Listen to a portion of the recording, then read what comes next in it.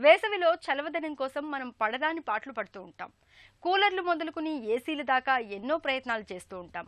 నిజానికి వేసవి ఇక్కట్లను తట్టుకునేందుకు ప్రకృతే కొన్ని చక్కటి పరిష్కారాలను మన ముందుంచింది. వట్టివేళ్లు అలాంటివే. చూడ్డానికి గడ్డి మొక్కే కానీ వట్టివేళ్లతో ప్రయోజనాలు చాలానే ఉన్నాయి. వేసవిలో చలవదనాన్ని అందించడంతో పాటు ఇతరత్రా మనకు ఎన్నో రకాల ఆరోగ్య ప్రయోజనాలను అందిస్తుంది. వేసవిలో వట్టివేళ్లతో కలిగే ఉపయోగాల గురించి ఇప్పుడు తెలుసుకుందాం.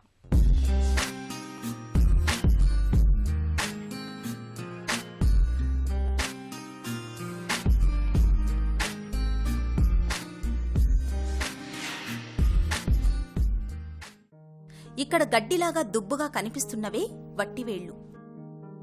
ఖస్ఖస్గా పిలువబడే ఈ గడ్డి జాతికి ఇప్పుడు ప్రపంచవ్యాప్తంగా పెద్ద డిమాండే ఉంది.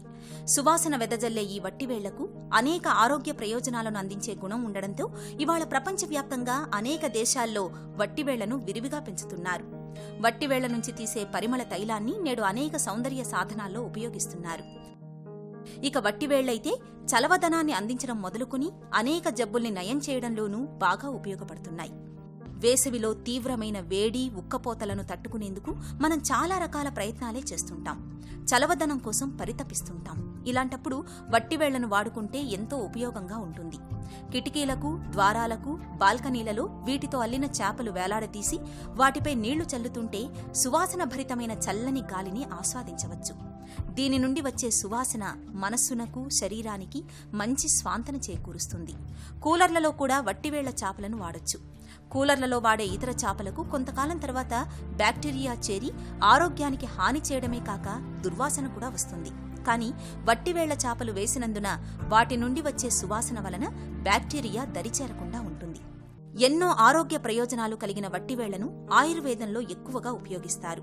వట్టివేళ్ల నుంచి తీసిన తైలాన్ని సంతాన సాఫల్యతకు, చర్మ వ్యాధులకు, కీళ్ల నొప్పుల నివారణకు, మొటిమలు, పుండ్లు వంటి వాటి నివారణకు వాడతారు. దీని తైలాన్ని అరోమా థెరపీలోనూ, పరిమళ తైలాలలోనూ, సబ్బులు, లోషన్లు వంటి సౌందర్య సాధనాలలోనూ విరివిగా వాడుతారు. అదేవిధంగా లస్సీలు, మిల్క్ షేకులు, ఐస్ క్రీములు, షర్బత్తులు, పండ్ల రసాలలో కూడా వాడతారు. వట్టివేరు నుండి తీసిన నూనెతో మర్దన చేయడం వలన ఒంటి నొప్పులు తగ్గుతాయి. ఇన్ని ఆరోగ్య ప్రయోజనాలు ఉన్న వట్టివేళ్లను ప్రకృతి ప్రసాదించిన ఒక వరమనే చెప్పుకోవాలి.